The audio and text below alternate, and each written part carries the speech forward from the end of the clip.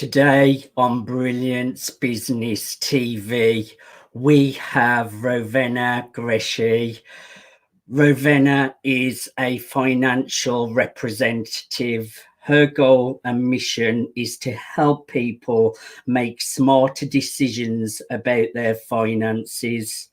Rovena believes that knowledge is the key to a successful financial future. Stay tuned.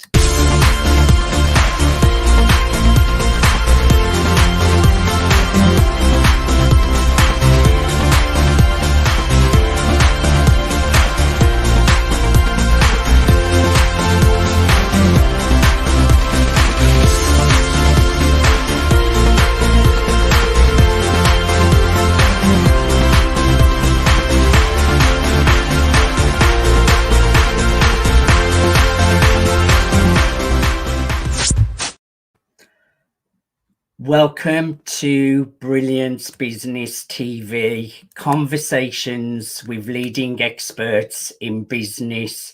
I am your host, Mark Stephen Pooler. We have an incredible show today with Rovena Grishaj, financial representative. She has an amazing story of going to the USA as an international student, struggles along the way, and now she inspires others. I am really looking forward to a conversation with Rovena.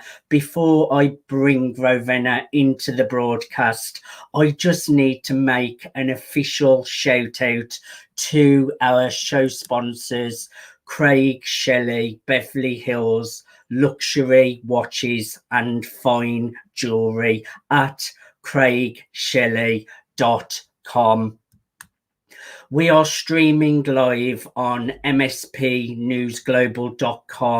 We're also on Facebook, Twitter, Instagram, LinkedIn, YouTube, and we're also on the E360 TV network, going live under Fresh Takes on Roku, Apple TV, Fire TV, Android TV, and many, many more. So let's bring in our guest today, Rovena Grishaj. Rovena, welcome to Brilliance Business TV. It's great to have you on the show today. Thank you very much, Mark. It's an honor to be here. Thank you for the invite. It's an absolute pleasure, and I'll say your name again, Rovena Grishaj. Yes, it's a difficult one for us here in the UK to pronounce. Rovena, you have a really inspiring story of moving to the USA as a student. I know you are passionate about helping other students going into the USA, which we will talk about a bit later in the show. You help people make smart decisions with their finances now.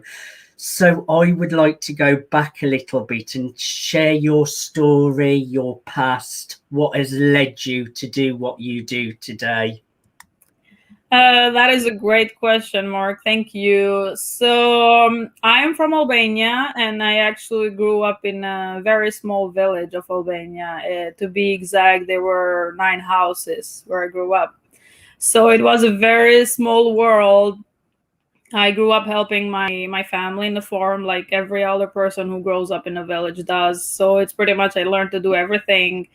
And I always was trying to find ways to not just help, but also start learn to make money. And there are ways to make money. They're just so hard.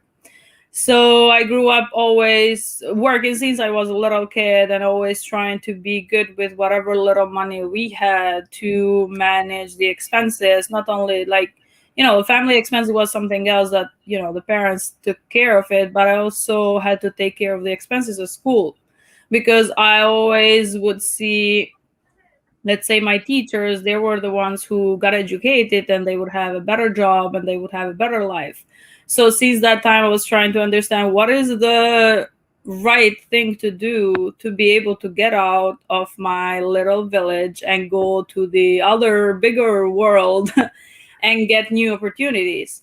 So it was, I had to go to school. I had to walk more than an hour just to go and get the education needed. I changed many schools. Just it was always just trying to find a better school, that being closer but also having better opportunities.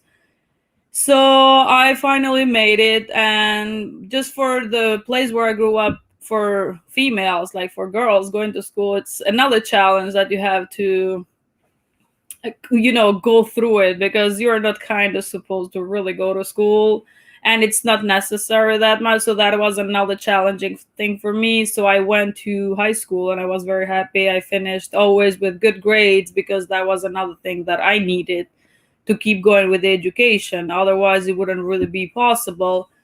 And after I finished the high school, now comes the other challenge, where I'm going to go to university. And I always had the idea that the closer to the city you are, the more opportunities you have. So my next challenge was to find a way how I'm going to go to capital city of Albania, because I knew over there I'm going to have more opportunities, and maybe my talents and my skills would be a little bit more appreciated. So I found a way. I went to capital city and I studied psychology over there, and it went really good. I studied a lot. I worked a lot to keep the, high GPA to get the scholarship, because paying the school would have been very hard for me and my family. But also I wanted to keep the GPA, because I always wanted to, unfortunately, leave Albania, because since I was a kid, I would see my cousins coming from, England, from London, from America, from Italy, having definitely a better life, better schools, working on themselves. So it's kind of, I knew it. That's what I wanted to do with myself. And that's why it was very important for me to keep good grades and study a lot. And I got somehow lucky, but I also combined with the hard work, and I got accepted at St. John's University, which is the university where I finished the bachelor's in here, and I also got a full scholarship as an international student.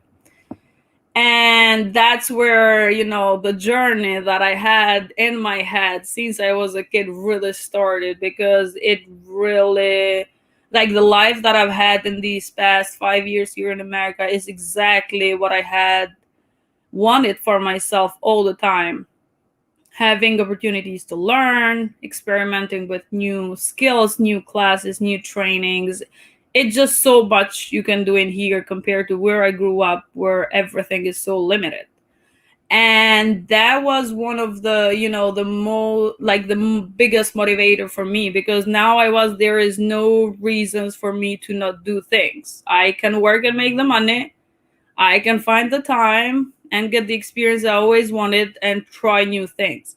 And I've literally been trying so many things, that being art, DJing, I learned bartending.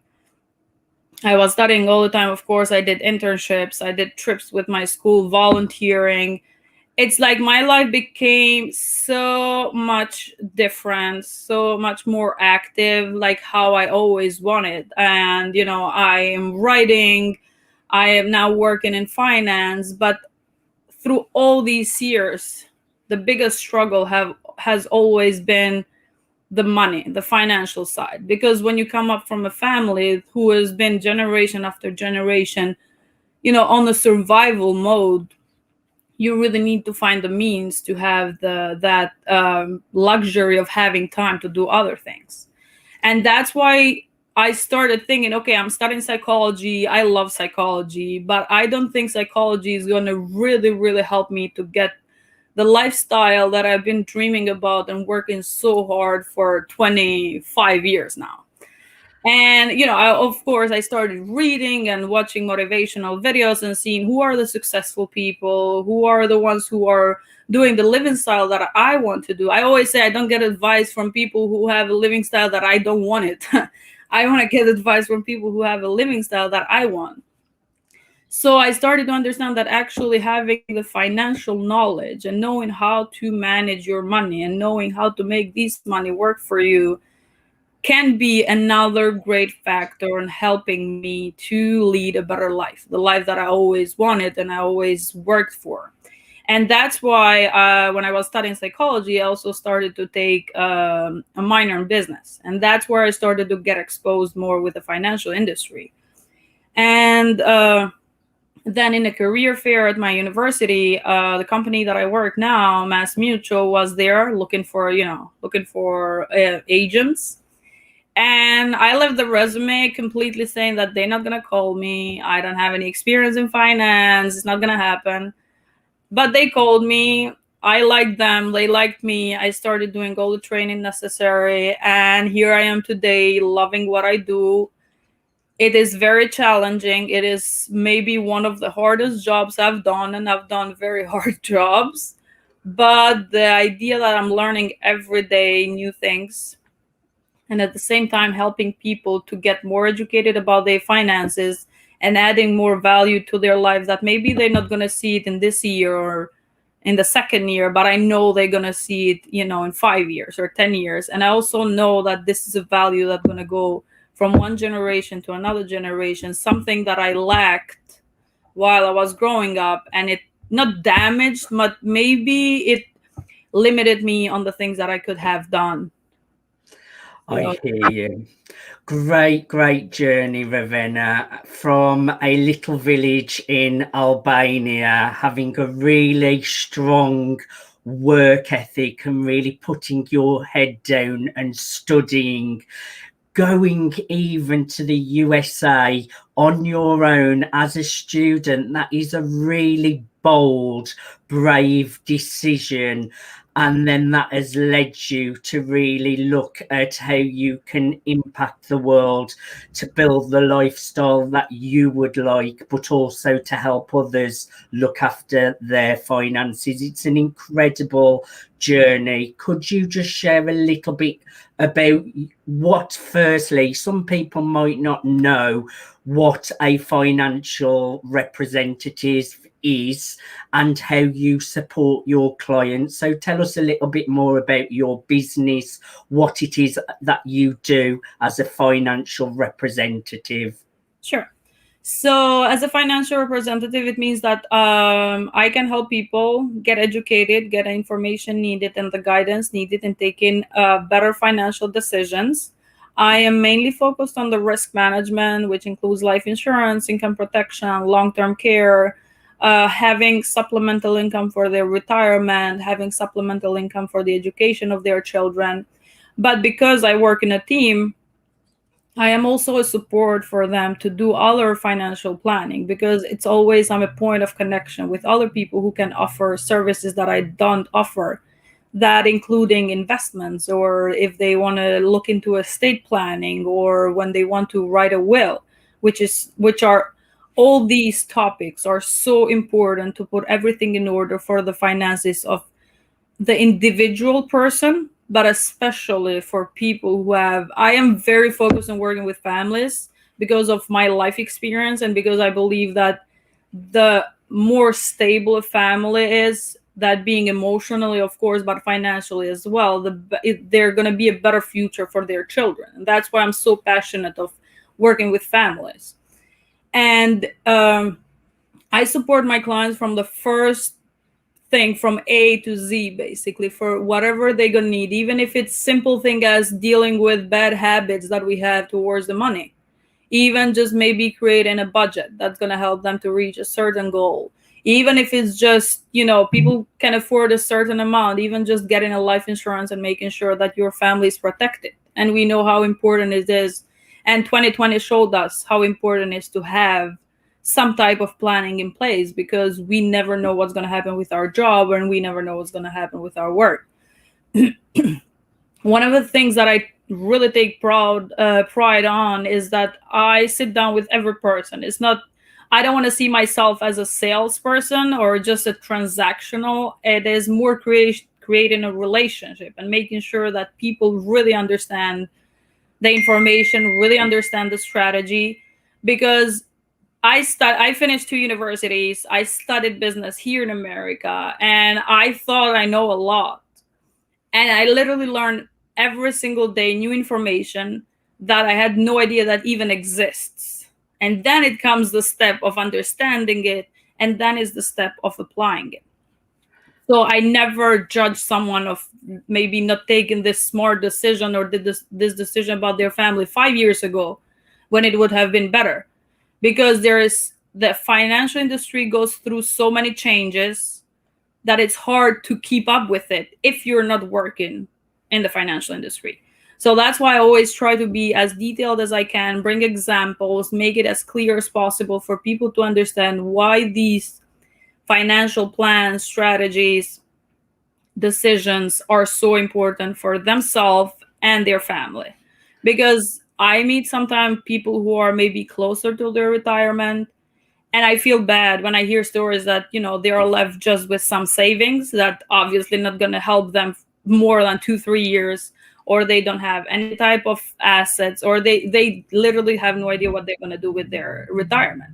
And that's why we see still old people doing serving in restaurant, and it's sad for me. And that's why for me it's so important to work with families, and also in younger, like in the first steps of creating a family, because that's when you are younger, you have more energy to make money, you can be more organized, and you can have a little bit more self-control and getting the right decision. Because the older you get, the harder it is to create new habits, but also the expenses maybe become larger because you're going to have more children. It's going to be harder to create these plans. It's going to look like a new burden. So that's why it's very, very important to start when we are young.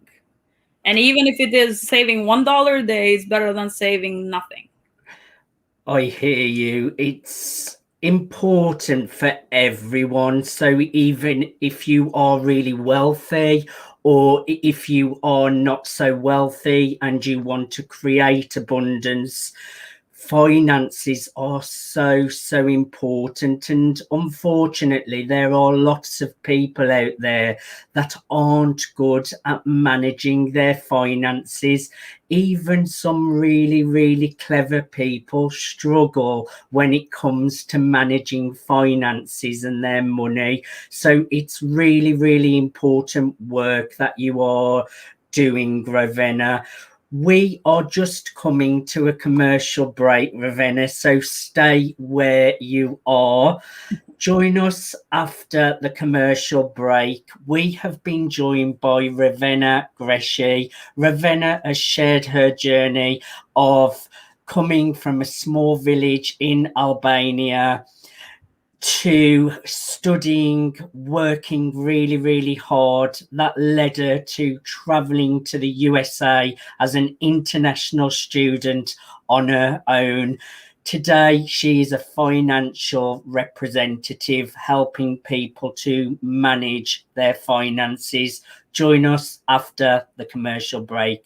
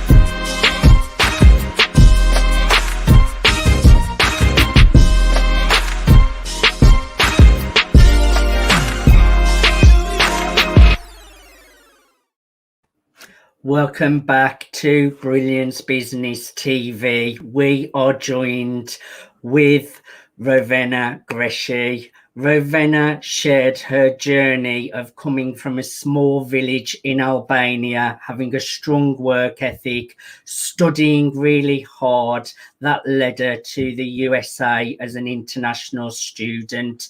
Today, she helps people to manage their money and finances wisely and make smarter decisions. Rovena, welcome back to Brilliance Business TV. You have shared your journey. You have shared how you support your clients. My next question, Rovena, what are some of the common struggles that people face when it comes to managing their finances? Oh, thank you for that question, Mark. So It is hard to answer it, let's say exactly, because dependent on what the financial situation one person is, the struggles are different. But let's say there is a common denominator that has to be: first is lack of information, of better strategies of using the money that they have. Second is the habits that we create. If we have the habit of just whatever check we get and then we spend it the next day, that is such a dangerous habit to have, because it's like you are not really managing anything to be able to have some type of security, some type of stability. There are other habits of not being able to separate the wants and the needs, and dealing with the wants first and then dealing with the needs, and that puts us in a big debt towards ourselves, because there are some expenses that we have to fulfill, like for example the rent or the food or the light, the internet, and all like some fixed expenses. And then if we go straight to the ones, oh, I want to buy that super expensive shoe, or I want to buy that super expensive bag, or I want to go on vacation, even if I cannot afford it. These are habits that can be very dangerous. Now, of course, I'm not talking about, killing yourself and not doing anything fun or not enjoying anything. It's just having some type of organization on our finances. For example, making sure that at least you have some savings. So even if you become sick or injured, or you cannot work for some times, at least you have some safety net. Or even if your job closes, you still have some safety net. Or even if you have an emergency expense, you still have something saved that wouldn't send you to bankruptcy or just losing the house or losing something that is very important for you.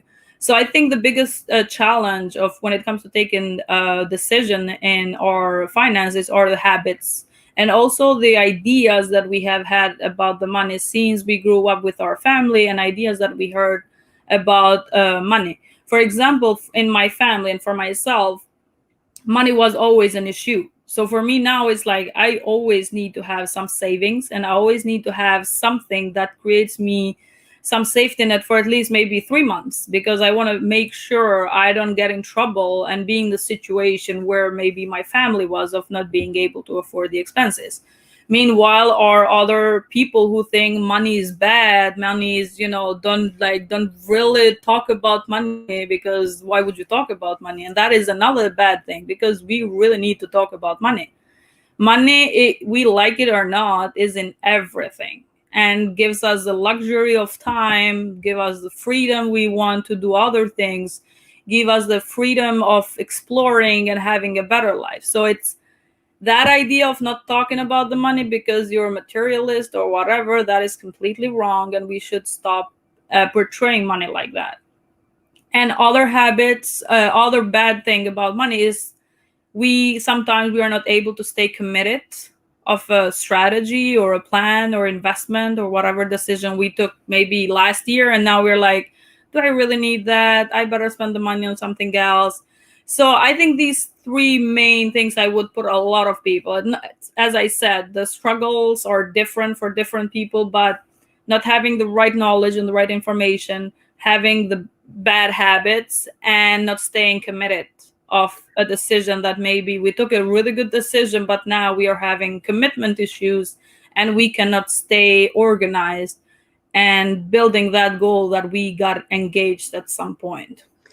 Great points, Rovena. And I like the point about some people think money is bad. I hear this a lot, and this can really affect you when you're growing up as well, where people think money is the root of all evil. Yeah, That's one of the sayings. And you said it beautifully. Money gives you time, which time is freedom. I love money myself. I'm all about getting as much money as I can, and I don't feel guilty for it, because I know I put out the value, I work hard for it, and that's my reward for the service I give to others. It's really important that we manage our finances correctly. And could you just give us a little bit of general advice of how we can manage our finances more wisely, Rovena? Who? So it's funny because that question coming after the struggles is like turn those struggles into a plan, you know. But and again, I'll go. First thing is get educated. It's so important to learn about what's going on in finance. What are strategies that will help you to make more money, that grow your money, so you don't. I like Buffett, who says if you have, if you know, if your money is not working for you while you're asleep, and you're gonna be all your life working.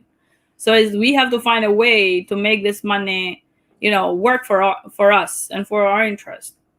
And the compounding interest, let's say, I don't want to go too specific, but there are some, the more you get educated, the more concepts you learn, and you understand that, oh my God, this can help me and I can have a better financial future. And when it comes at some point in life that I'm going to need more money, I can have these assets that I can use, and I'm not going to have to struggle or go get loans. That has become such a easy topic, like, oh, I'll get a loan. And it's not that easy to just get a loan, because you're going to have to pay it back. And same thing Yes. with the credit cards. I see a lot of documentary about credit cards, and even if they look so good in the first sight, if you're not organized, and if you don't have the right habits, and if you don't have the right assets, you're going to get in big trouble. So I everything agree. it has to be with being organized, getting educated. It's a big, big thing. Getting educated, stay committed, and of course, find the right people you want to talk to. Not everyone takes the time to sit down with people and share so much information and make sure they really understand it. Not all the people have your interest on mind. Of course, the majority of the people I know, they are so good and they really want to help people. So it's like, being a financial representative is like being a doctor of finances, because when you go to a doctor, you got to talk about things that is bothering you, the pain that you have, and then try to find a cure. And it's the same thing when you meet someone and they tell you like, oh my God, I cannot save, or I don't feel like my family is in a good financial position, or I'm not in a good financial position. You need to find what works best for that person. It doesn't matter Great. what the strategy it is. It can be the worst for one person, it can be the best for one person. Great advice. And you mentioned about debt there, and the problem is with debt, it's great when you take the loan or you have that money, but it takes so long to pay back. It's really hard to get out of debt. I got debt free a long time ago, and it just takes so long to pay debts back. It's great work that you're doing, and really important to help people manage their finances wisely so they can have more abundant futures. Now, Rovena, you're a financial representative, you're a woman. I know there's not a lot of women financial representatives. Tell us a little bit about this. Oh my God, that is such a great topic, Mark, because I am so much about women being in every field, but then when I see there are so few women in the financial industry, and I'm new. I'm not saying that now I know everything about how many women are in there or how many should be. But what I know by heart is that women are very smart, and we have so much more control on our decision that we should be on finance. And I really encourage all women to take the step and get into finance. Even, who cares, even if you don't succeed, let's say, and make that big money, you're going to learn so much for yourself. And the other thing, besides just being a professional and work industry, is I encourage women to take financial decisions on their hands.